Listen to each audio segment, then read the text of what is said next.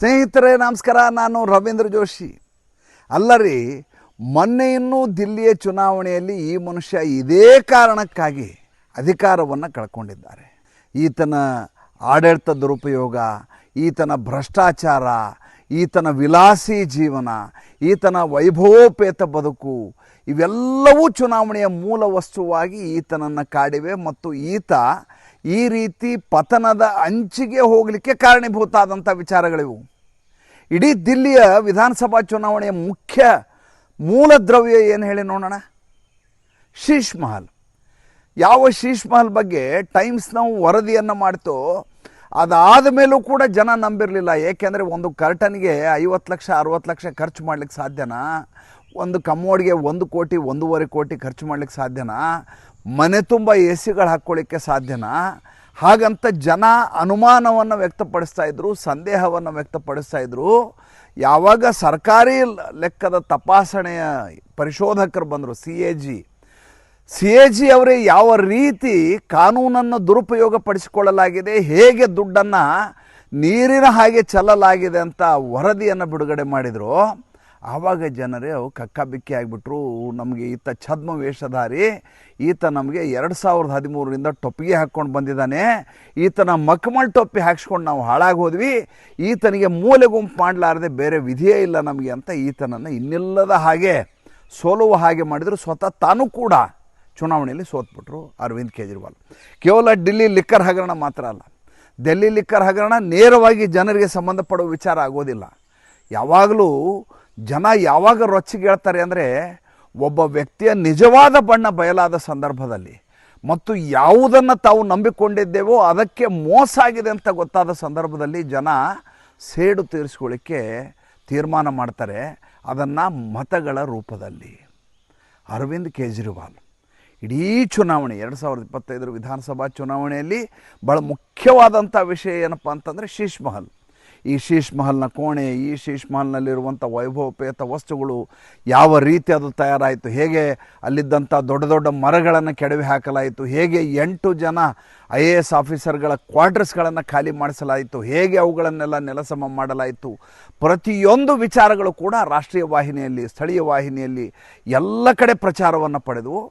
ಅದು ಒಂದೇ ಕಾರಣ, ಪ್ರಮುಖವಾದ ಕಾರಣವಾಗಿ ಅರವಿಂದ್ ಕೇಜ್ರಿವಾಲ್ ಇನ್ನೆಲ್ಲದ ಹಾಗೆ ನೆಲಕಚ್ಚಬೇಕಾದಂಥ ಸ್ಥಿತಿ ಬಂದೊದಗಿತ್ತು.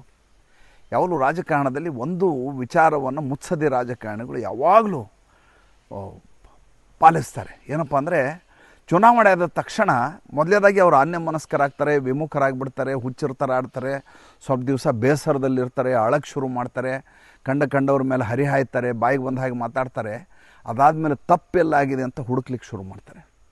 ಏಕೆಂದರೆ ಪಾಲಿಟಿಕ್ಸ್ ಅನ್ನೋದು ಒಂದಷ್ಟು ಜನರಿಗೆ ಬಿಸ್ನೆಸ್. ಅದು ಆ ಬಿಸ್ನೆಸ್ನಲ್ಲಿ ಎಲ್ಲಿ ನಾವು ನಷ್ಟ ಆದ್ವಿ, ಎಲ್ಲಿ ಕಳ್ಕೊಂಡ್ವಿ ಅಂತ ಹುಡುಕುವ ಕೆಲಸ ಶುರುವಾಗುತ್ತೆ. ಆವಾಗ ತಿದ್ದಿಕೊಳ್ಳುವ ಕೆಲಸವನ್ನು ಮಾಡ್ತಾರೆ. ಮುಂದಿನ ಸಾರಿ ನಾವು ಜನರ ಕೈಗೆ ಸಿಕ್ಕಿ ಬೀಳಬಾರ್ದು, ಆ ರೀತಿಯಾದಂಥ ವಂಚನೆಯನ್ನು ಮಾಡಬೇಕು ಅಂತ ತೀರ್ಮಾನ ಮಾಡ್ತಾರೆ. ಅವ್ರು ಮಾಡೋದೇ ವಂಚನೆ, ಅದ್ರ ಬಗ್ಗೆ ಎರಡು ಮಾತೇ ಅಲ್ಲ. ಇವ್ರು ಯಾರು ಜನಸೇವೆ ಮಾಡೋರಲ್ಲ, ಅವ್ರು ಜನಸೇವೆ ಮಾಡ್ಲಿಕ್ಕೆ ಬಂದಿದ್ದಾರೆ ಅಂತ ಭಾವಿಸಿದರೆ ನಮ್ಮಂಥ ಮೂರ್ಖರು ಇನ್ನೊಬ್ಬರು ಇರಲಿಕ್ಕೆ ಸಾಧ್ಯ ಇಲ್ಲ. ಅರವಿಂದ್ ಕೇಜ್ರಿವಾಲ್ ವಿಚಾರದಲ್ಲಿ ಇದು ಸಂಪೂರ್ಣವಾಗಿ ತಲೆ ಕೆಳಗಾದಂಥ ವಿಚಾರ ಆಗ್ಬಿಡ್ತು. ಅಂದರೆ ಈತ ಸೋತ ತಕ್ಷಣ ಸ್ವಲ್ಪ ದಿವಸ ಇದ್ದಕ್ಕಿದ್ದ ಹಾಗೆ ನಾಪತ್ತೆ ಆಗ್ತಾರೆ. ತದನಂತರ ನೋಡಿದರೆ ಪಂಜಾಬಿಗೆ ಒಕ್ಕರ್ಸ್ಕೊಂಡ್ಬಿಡ್ತಾರೆ. ಈಗ ಈತನದೇ ಪಕ್ಷದ ರಾಜ್ಯಸಭಾ ಸದಸ್ಯೆ ಸ್ವಾತಿ ಮಾಲಿವಾಲ್ ಒಂದು ಗಂಭೀರವಾದ ಆರೋಪ ಮಾಡಿದ್ದಾರೆ, ಮತ್ತು ಅದಕ್ಕೆ ಬೇಕಾದಂಥ ಸಾಕ್ಷ್ಯಾಧಾರ ಕೊಟ್ಟಿದ್ದಾರೆ. ಸ್ವಾತಿ ಮಾಲಿವಾಲ್ ಯಾರು ಅಂತ ನಿಮಗೆ ತುಂಬ ಚೆನ್ನಾಗಿ ಗೊತ್ತಿದೆ. ಸ್ವಾತಿ ಮಾಲಿವಾಲ್ ಈತ ಜೈಲಿನಲ್ಲಿದ್ದಾಗ ಈತನನ್ನು ನೋಡಲಿಕ್ಕೆ ಬರಲಿಲ್ಲ ಅನ್ನುವಂಥ ಕಾರಣಕ್ಕೋಸ್ಕರ ಈಕೆಯನ್ನು ಉಚ್ಚಾಟನೆ ಮಾಡಬೇಕು ಅಂತ ಅರವಿಂದ್ ಕೇಜ್ರಿವಾಲ್ ತೀರ್ಮಾನ ಮಾಡ್ತಾರೆ. ಆ ಸಂದರ್ಭದಲ್ಲಿ ಈ ಸ್ವಾತಿ ಮಾಲ್ ತನ್ನ ಸೋದರಿಗೆ ಹುಷಾರಿಲ್ಲ ಅಂತ ವಿದೇಶದಲ್ಲಿರ್ತಾರೆ. ವಿದೇಶದಿಂದ ವಾಪಸ್ ಬಂದಮೇಲೆ ಈತನ ಅಧಿಕೃತ ಶೀಶ್ ಮಹಲ್ಗೆ ಭೇಟಿಯನ್ನು ಕೊಡ್ತಾರೆ ಸ್ವಾತಿ ಮಾಲಿವಾಲ್. ಆವಾಗ ಈತನ ಚೇಲ ಆಕೆಯ ಹೊಟ್ಟೆಗೆ ಒದಿತಾನೆ. ನೋಡಿ ಎಂಥ ರಾಕ್ಷಸಿ ಪ್ರವೃತ್ತಿಯ ಜನ ಇವರು. ಅಂದರೆ ಜನ ಇವ್ರನ್ನ ಯಾವ ರೀತಿ ನಂಬಿದ್ರು ಅಂದರೆ ಇವರಿಂದ ರಾಮರಾಜ್ಯ ಆಗತ್ತೆ ಅಂತ ಎಲ್ಲರೂ ಪರಿಭಾವಿಸಿದರು. ಅರವಿಂದ್ ಕೇಜ್ರಿವಾಲ್ ಒಂದು ಹೊಸ ಆಶಾಕಿರಣ ರಾಜಕಾರಣಕ್ಕೆ ಅಂತ ನಾವೆಲ್ಲ ಪರಿಭಾವಿಸಿದ್ವಿ. ಇಂಥ ವ್ಯಕ್ತಿಯೂ ರಾಜಕಾರಣಕ್ಕೆ ಬಂದ್ರಲ್ಲ ಅಂತ ಸಮಾಧಾನ ಪಡ್ತಾ ಇದ್ವಿ, ನಿಟ್ಟುಸಿರು ಬಿಡ್ತಾ ಇದ್ವಿ. ನೋಡಿದರೆ ಈ ಮನುಷ್ಯ ಒಂದು ಕಡೆ ಭ್ರಷ್ಟ, ಮತ್ತೊಂದು ಕಡೆ ವಂಚಕ, ಇನ್ನೊಂದು ಕಡೆ ಸುಳ್ಳು ಹೇಳೋನು, ಮತ್ತೊಂದು ಕಡೆ ರಾಕ್ಷಸಿ ಪ್ರವೃತ್ತಿಯ ದೌರ್ಜನ್ಯ ಮಾಡುವಂಥ ದುಶ್ಯಾಸನ ದುರ್ಯೋಧನ ಮನೋವೃತ್ತಿಯ ವ್ಯಕ್ತಿ ಅಂತ ಖಚಿತಗೊಂಡಂಥ ಸಂದರ್ಭ ಅದು.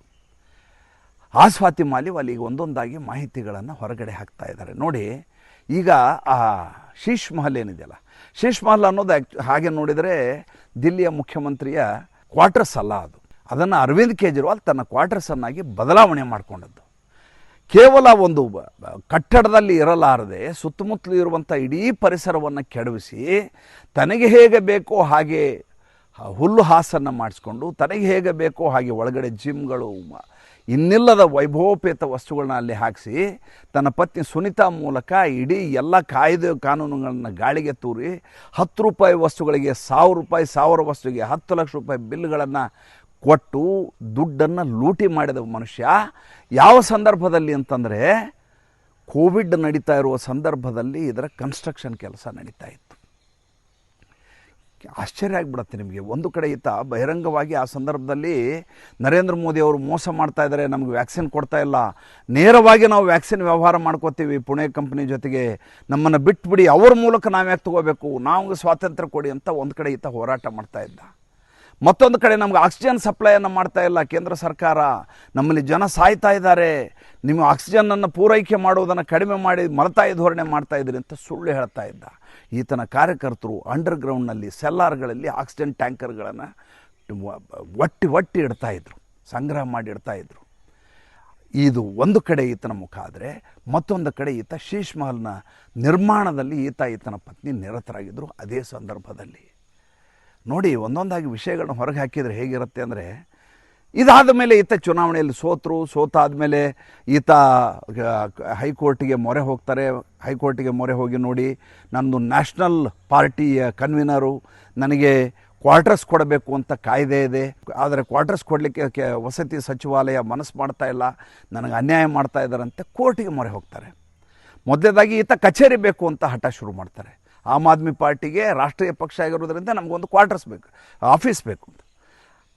ಈತ ಆಫೀಸನ್ನು ಹೈಕೋರ್ಟ್, ನನಗೆ ಹೇಳಲಿಕ್ಕೆ ನಗು ಬರುತ್ತೆ, ದಿಲ್ಲಿಯ ಹೈಕೋರ್ಟ್ ಆವರಣದಲ್ಲಿರುವಂಥ ಸಮುಚ್ಚಯದ ಕಟ್ಟಡದಲ್ಲಿ ಈತ ಆಮ್ ಆದ್ಮಿ ಪಾರ್ಟಿಯ ಕಚೇರಿಯನ್ನು ನಡೆಸ್ತಾ ಇರ್ತಾನೆ. ಅಲ್ಲಿಯ ಬಾರ್ ಕೌನ್ಸಿಲು, ಅಲ್ಲಿಯ ಕೋರ್ಟಿಗೆ ಮೊರೆ ಹೋಗುತ್ತೆ. ಕೋರ್ಟಿಗೆ ಮೊರೆ ಹೋಗಿದ್ದು ವಿಷಯ ಎಲ್ಲರೂ ಕೇಳಿರನ್ರಿ ನೀವು, ಖಾಲಿ ಮಾಡಿಸಿ ಅಂತ ಹೇಳುತ್ತೆ. ಆವಾಗ ಸರ್ಕಾರಕ್ಕೆ ಪತ್ರ ಬರ್ತದೆ, ಹೈಕೋರ್ಟ್ ನಿರ್ದೇಶನ ಕೊಡುತ್ತೆ, ತನಗೆ ಬೇರೆ ಕಡೆ ಆಫೀಸ್ ಮಾಡಿಕೊಡಿ, ಇಲ್ಲದೆ ಹೋದ್ರೆ ಈತ ನಮ್ಮ ಹೈಕೋರ್ಟ್ನ ಯಾವ ಪ್ರಿಮೈಸಸ್ಸನ್ನು ಬೆಳೆಸ್ಬೇಕು ಅಂತ ಮಾಡಿದೀವೋ, ಬೇರೆ ಬೇರೆ ಇಲಾಖೆಗಳನ್ನ ಬೇರೆ ಬೇರೆ ಕಚೇರಿಗಳನ್ನ ಮಾಡಬೇಕು ಅಂತ ಮಾಡಿದೀವೋ, ಅದಕ್ಕೆ ಜಾಗ ಇಲ್ಲ, ಆಮ್ ಆದ್ಮಿ ಪಾರ್ಟಿಯವ್ರು ಬಂದು ಸೇರ್ಕೊಂಡ್ಬಿಟ್ಟಿದ್ದಾರೆ ಅಂತೇಳಿ ನಿರ್ದೇಶನವನ್ನು ಕೊಟ್ಟ ಮೇಲೆ ಈತನಿಗೆ ಒಂದು ಆಫೀಸ್ ಕೊಡಲಾಗತ್ತೆ. ಅದಾದಮೇಲೆ ಈತ ರಚ್ಚೆ ಹಿಡಿತಾನೆ, ಏನಂತ, ನಾನು ನ್ಯಾಷನಲ್ ಪಾರ್ಟಿ ಕನ್ವೀನರು, ನನಗೊಂದು ಕ್ವಾರ್ಟರ್ಸ್ ಬೇಕು ಅಂತ. ನೋಡಿ, ಯಾವ ಮನುಷ್ಯ 2012-13ರಲ್ಲಿ ನಾನು ನನ್ನ ಅಪಾರ್ಟ್ಮೆಂಟ್ನಲ್ಲಿ ಇರ್ತೀನಿ, 2 ಬೆಡ್ರೂಮ್ ಅಪಾರ್ಟ್ಮೆಂಟ್ನಲ್ಲಿ ಇರ್ತೀನಿ, ವ್ಯಾಗನಾರ್ ಕಾರ್ ತೊಗೊಂಡು ಓಡಾಡ್ತೀನಿ, ಲಾಲ್ ಬತ್ತಿ ಗಾಡಿ ಬೇಡ ನನಗೆ, ನಾನು ಜನಸಾಮಾನ್ಯರಲ್ಲಿ ಜನಸಾಮಾನ್ಯ, ನಾನು ಆಮ್ ಆದ್ಮಿ ಅಂತ ಛದ್ಮವೇಷ ಹಾಕ್ಕೊಂಡು ಜನರೆದುರಿಗೆ ನರ್ತನ ಮಾಡಿದ್ನೋ, ಅವನು ಈಗ ನನಗೆ ಕ್ವಾರ್ಟರ್ಸ್ ಬೇಕು, ನಾನು ಅದಕ್ಕೆ ಎಲಿಜಿಬಲ್ ಇದ್ದೀನಿ ಅಂತ ಕೋರ್ಟಿನ ಮೊರೆ ಹೋಗ್ತಾನೆ. ಕೊನೆಗೆ ಈತನಿಗೆ ಕ್ವಾರ್ಟರ್ಸ್ ಸ್ಯಾಂಕ್ಷನ್ ಆಗುತ್ತೆ. ಆದರೆ ಈತ ದಿಲ್ಲಿಯಲ್ಲಿದ್ದರೆ ಈತನಿಗೆ ಅಧಿಕಾರ ಇಲ್ವಲ್ಲ, ಸರ್ಕಾರ ಇರೋದು ಭಾರತೀಯ ಜನತಾ ಪಾರ್ಟಿಯ ಸರ್ಕಾರ ಅಲ್ಲ, ರೇಖಾ ಗುಪ್ತಾ ಇದ್ದಾರೆ ಮುಖ್ಯಮಂತ್ರಿ. ಅದಕ್ಕೆ ಈತ ಒಕ್ಕರ್ಸ್ಕೊಳ್ಳೋದಲ್ಲಿ ಭಗವಂತ್ ಸಿಂಗ್ ಮಾನ್ ಪಂಜಾಬ್ದಲ್ಲಿ ಅಲ್ಲಿ ಒಕ್ಕರಿಸ್ಕೊಂಡವನು ಆತನ ಸೂತ್ರದ ಬೊಂಬೆ ಹಾಗೆ ಆಡಿಸ್ಲಿಕ್ಕೆ ಶುರು ಮಾಡ್ತಾನೆ. ಆಡಿಸಿ ನನಗೊಂದು ಶೀಶ್ ಮಹಲ್ ಬೇಕು ಅಂತ ಹೇಳ್ಕೊತಾನೆ. ಈತನಿಗೆ ಚಂಡೀಗಢದ ಸೆಕ್ಟರ್ ನಂಬರ್ 2ನಲ್ಲಿ 2 ಎಕರೆ ವಿಸ್ತಾರದ ಜಾಗದಲ್ಲಿ ಒಂದು ಅದ್ಭುತವಾದಂಥ ಸೌಧವನ್ನು ವಸತಿ ಮಾಡ್ಕೊಳ್ಳಿಕ್ಕೆ ಕೊಡಲಾಗತ್ತೆ ಭಗವಂತ್ ಸಿಂಗ್ ಮಾನ್ ಸರ್ಕಾರದಿಂದ. ಈತ ಜನಪ್ರತಿನಿಧಿ ಅಲ್ಲ, ಈತ MLA ಅಲ್ಲ, ಈತ MP ಅಲ್ಲ, ಈತ ಪಂಜಾಬ್ಗೆ ಯಾವುದೇ ರೀತಿಯ ಸಂಬಂಧಪಟ್ಟ ವ್ಯಕ್ತಿ ಅಲ್ಲ. ಆದರೆ ಮುಖ್ಯಮಂತ್ರಿಯವರ ವಿಶೇಷ ವಿವೇಚನೆಯ ಮೇರೆಗೆ ಈತನಿಗೆ 2 ಎಕರೆಯ ಒಂದು ದೊಡ್ಡ ಸೌಧದ ಬಿಡುಗಡೆ ಆಗತ್ತೆ ಈತನಿಗೆ. ಈತ ಬಂದಲ್ಲಿ ಒಕ್ಕರಿಸ್ಕೊಳ್ಳೋದು ಹೇಗೆ ಅಂದರೆ, ಅದು ಹೇಗಿದೆ ಹಾಗೆ ಸ್ವೀಕರಿಸೋದಿಲ್ಲ. ಅದನ್ನು ಸಂಪೂರ್ಣವಾಗಿ ಅದರ ಪೀಠೋಪಕರಣ, ಅದರ ಕರ್ಟನ್ಗಳು, ಅದರ ಕಮೋಡು ಎಲ್ಲವನ್ನು ಬದಲಿ ಮಾಡಿಸ್ಲಿಕ್ಕೆ ಶುರು ಮಾಡ್ತಾನೆ. ಎಲ್ಲವೂ ಪಂಜಾಬದ ಜನರ ತೆರಿಗೆಯ ದುಡ್ಡಿನಲ್ಲಿ. ಹೇಗೆ 2004ರಿಂದ 2014ರವರೆಗೂ ಮನಮೋಹನ್ ಸಿಂಗ್ ಅವರು ಗೋಣ್ ಆಡಿಸ್ತಾ ಇದ್ರಲ್ಲ ಹಿಂಗೆ, ಅದೇ ರೀತಿ ಭಗವಂತ್ ಸಿಂಗ್ ಮಾನ್ ಅರವಿಂದ್ ಕೇಜ್ರಿವಾಲ್ ಗೋಣ್ ಆಡಿಸುವ ಕೆಲಸವನ್ನು ಮಾಡ್ತಾ ಇದ್ದಾರೆ. ನೋಡಿ, ಸರ್ಕಾರದ ಬಳಿ ದುಡ್ಡಿಲ್ಲ ಅಂತ 2022ರಲ್ಲಿ ಈತ ಚುನಾವಣೆಯಲ್ಲಿ ಗೆದ್ದ ಸಂದರ್ಭದಲ್ಲಿ ಅಮಿತ್ ಶಾ ಬಳಿ ಹೋಗಿ ಬಿಕ್ಕಿ ಬಿಕ್ಕಿ ಹತ್ತಿದ್ದ ಈತ ಭಗವಂತ್ ಸಿಂಗ್ ಮಾನ್, ಪಂಜಾಬದ ಮುಖ್ಯಮಂತ್ರಿ. 50,000 ಕೋಟಿ ರೂಪಾಯಿಯನ್ನು ನಮಗೆ ಬಿಡುಗಡೆ ಮಾಡಿ ನಾವು ಹಲವಾರು ಯೋಜನೆಗಳನ್ನು ಅನೌನ್ಸ್ ಮಾಡಿಬಿಟ್ಟಿದ್ದೇವೆ, ಬಿಟ್ಟಿ ಭಾಗ್ಯಗಳ ಘೋಷಣೆಯಾಗಿದೆ, ಅದಕ್ಕೆ ನಮ್ಮ ಸರ್ಕಾರದಲ್ಲಿ ದುಡ್ಡೇ ಇಲ್ಲ, ಸಂಪೂರ್ಣವಾಗಿ ನಮ್ಮ ಬೊಕ್ಕಸವನ್ನು ಖಾಲಿ ಮಾಡಿ ಕಾಂಗ್ರೆಸ್ ಹೊರಟು ಹೋಗಿದೆ, ಎಕ್ಸ್ಚೆಕ್ಕರ್ನಲ್ಲಿ ಬಿಡಿಗಾಸಿಲ್ಲ, ಈಗ ನಾವು ಸರ್ಕಾರ ನಡೆಸೋದು ಹೇಗೆ ಅಂತ ಅಳಕ್ಕೆ ಶುರು ಮಾಡಿದ. ಆವಾಗ ಅಮಿತ್ ಶಾ ಹೇಳಿದ್ರು, ನನ್ನ ಹತ್ರ ಕೇಳಬೇಡ, ಹೋಗಿ ಮೋದಿಯವ್ರ ಹತ್ರ ಕೇಳು ಅಂತ ಮೋದಿ ಹತ್ರ ತಳ್ಳಿದರು. ಮೋದಿ ಈತನ ಮಾತು ಕೇಳಿ ನಕ್ಬಿಟ್ರು.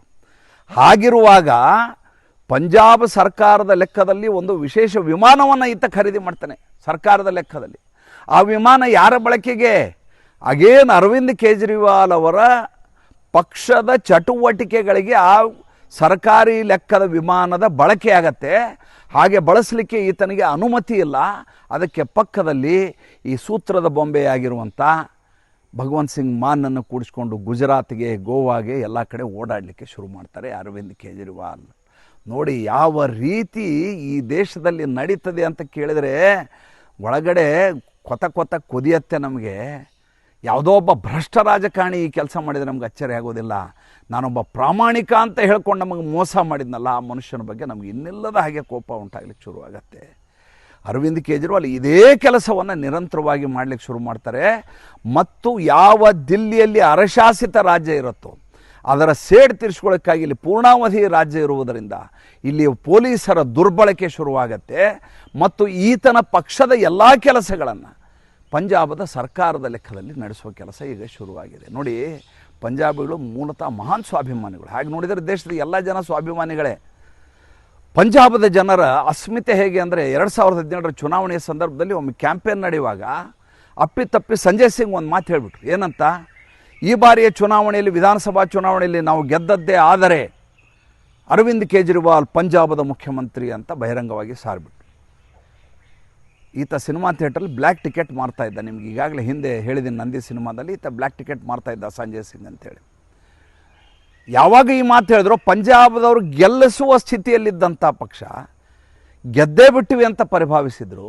ಯಾವಾಗ ಒಬ್ಬ ಸರ್ದಾರ್ಜಿ ಮುಖ್ಯಮಂತ್ರಿ ಆಗೋದಿಲ್ಲ, ನಮ್ಮವ್ರು ಮುಖ್ಯಮಂತ್ರಿ ಆಗೋದಿಲ್ಲ, ಯಾವುದೋ ದಿಲ್ಲಿಯಿಂದ ಹರಿಯಾಣದಿಂದ ಬಂದು ಅರವಿಂದ್ ಕೇಜ್ರಿವಾಲ್ ಮುಖ್ಯಮಂತ್ರಿ ಆಗ್ತಾರೆ ಅಂತ ಗೊತ್ತಾದ ತಕ್ಷಣ ಎಲ್ಲರೂ ವಿಮುಖರಾಗಿ ಈತನ ವಿರುದ್ಧವಾಗಿ ಮತ ಹಾಕಿದರು. 2017ರಲ್ಲಿ ಗೆಲ್ಲುವ ಹಂತದಲ್ಲಿದ್ದಾಗ ಸೋತದ್ದಕ್ಕೆ ಅರವಿಂದ್ ಕೇಜ್ರಿವಾಲ್ ಫಲಿತಾಂಶ ಬಂದ ತಕ್ಷಣ ರೂಮಿನ ಬಾಗಿಲನ್ನು ಹಾಕ್ಕೊಂಡು ಬಿಕ್ಕಿ ಬಿಕ್ಕಿ ಬೋರ್ ಅಂತ ಅಳಲಿಕ್ಕೆ ಶುರು ಮಾಡಿದ್ರಂತೆ. ಅವರ ಸಹವರ್ತಿಗಳು ಹೇಳೋ ಮಾತಿದ್ದು, ಸಹೋದ್ಯೋಗಿಗಳು, ಗೆಲ್ಲುವ ಹಂತದಲ್ಲಿರೋ ವ್ಯಕ್ತಿಯನ್ನು ಸೋಲಿಸ್ಬಿಟ್ರಲ್ಲ ಜನ ಅಂಥೇಳಿ. ಅದಾದ ಮೇಲೆ 2022ರ ಚುನಾವಣೆಯಲ್ಲಿ ಮುಖ್ಯಮಂತ್ರಿ ಅಭ್ಯರ್ಥಿಯಾಗಿ ಈ ಭಗವಂತ್ ಸಿಂಗ್ ಮಾನನ್ನು ತೋರಿಸಲಾಯಿತು ಎಲ್ಲರಿಗೂ, ಮನಮೋಹನ್ ಸಿಂಗ್ನ ರೀತಿ. ಆದ್ದರಿಂದ ಈತ ಗೆಲ್ಲಿಕ್ಕೆ ಸಾಧ್ಯ ಆಯಿತು. ಅಷ್ಟೊತ್ತಿಗೆ ಈ ಪಿಂಕಿ ಮತ್ತು ಅಣ್ಣ ತಂಗಿ ಸೇರಿ, ಅಕ್ಕ ತಮ್ಮನೋ ಅಣ್ಣ ತಂಗಿನೋ ಸೇರಿಕೊಂಡು ಇಡೀ ಅಲ್ಲಿ ಕಾಂಗ್ರೆಸ್ಸಿನ ಸಂಪೂರ್ಣವಾಗಿ ಇವರ ಪರಿಸ್ಥಿತಿಯನ್ನು ಚಿಂತಾಜನಕ ಮಾಡಿ ಕಾಂಗ್ರೆಸ್ಸು ಸೋಲಲಿಕ್ಕೆ ಕಾರಣೀಭೂತರನ್ನಾಗಿ ಮಾಡಿದರು. ಚರಣ್ಜಿತ್ ಚೆನ್ನಿಯನ್ನು ಮುಖ್ಯಮಂತ್ರಿಯನ್ನಾಗಿ ಇದ್ದಕ್ಕಿದ್ದ ಹಾಗೆ ಅಲ್ಲಿ ಪ್ಲ್ಯಾಂಟ್ ಮಾಡಿ ಚೆನ್ನಾಗಿ ನಡೆಸ್ತಾ ಇದ್ದಂಥ ಮುಖ್ಯಮಂತ್ರಿಯನ್ನು ಮನೆಗೆ ಓಡಿಸಿ ಅವಮಾನ ಮಾಡಿ, ಸಿಕ್ಸರ್ ಸಿದ್ದುನ ಮಾತು ಕೇಳಿ ಇಡೀ ರಾಜಕಾರಣವನ್ನು ಅಧ್ವಾನ ಮಾಡಿಸಿ ಎಷ್ಟು ಕೆಡಿಸ್ಲಿಕ್ಕೆ ಸಾಧ್ಯವೋ ಅಷ್ಟು ಕೆಡಿಸಿ ಆಗಿ ಹೋಗಿತ್ತು. ಅದರ ಫಲಶ್ರುತಿಯಾಗಿ ಮತ್ತು ಈತ ಘೋಷಿಸಿದ ಬಿಟ್ಟಿ ಭಾಗ್ಯದಿಂದಾಗಿ ಭಗವಂತ್ ಸಿಂಗ್ ಮಾನ್ ಅಲ್ಲಿ ಮುಖ್ಯಮಂತ್ರಿ ಆಗಿದ್ದರು. ಆದರೆ ಈಗ 2027ರ ಮಾರ್ಚ್ನಲ್ಲಿ ಬರುವ ಚುನಾವಣೆ ಇದೆಯಲ್ಲ, ಅಲ್ಲಿ ಮತ್ತೆ ಈ ಬಾರಿ ಶೀಶ್ ಮಹಲ್ನ ವಿಚಾರ ಪ್ರಮುಖ ವಿಚಾರವಾಗಿ ಚುನಾವಣೆಯ ದೊಡ್ಡ ಅಸ್ತ್ರವಾಗಿ ಪರಿಣಮಿಸಲಿದೆ. ಯಾವ ಹೊಡೆತದಿಂದ ನುಜ್ಜು ನುಜ್ಜಾಗಿ ಹೋಗಿದ್ದರು ಅರವಿಂದ್ ಕೇಜ್ರಿವಾಲ್, ಮತ್ತೆ ಅದೇ ತಪ್ಪನ್ನು ಪಂಜಾಬದಲ್ಲಿ ಮಾಡ್ತಾ ಇದ್ದಾರೆ. ಅದರ ಫಲಶ್ರುತಿ 2027ರ ಮಾರ್ಚ್ನಲ್ಲಿ. ಮತ್ತು ಮುಂದಿನ ಸಂಚಿಕೆಯಲ್ಲಿ ಹೊಸ ವಿಷಯದೊಂದಿಗೆ ಬರ್ತೀನಿ. ಸಂಚಿಕೆ ಇಷ್ಟ ಆಗಿದ್ದರೆ ಲೈಕ್ ಮಾಡಿ, ಫಾಲೋ ಮಾಡಿ, ಶೇರ್ ಮಾಡಿ.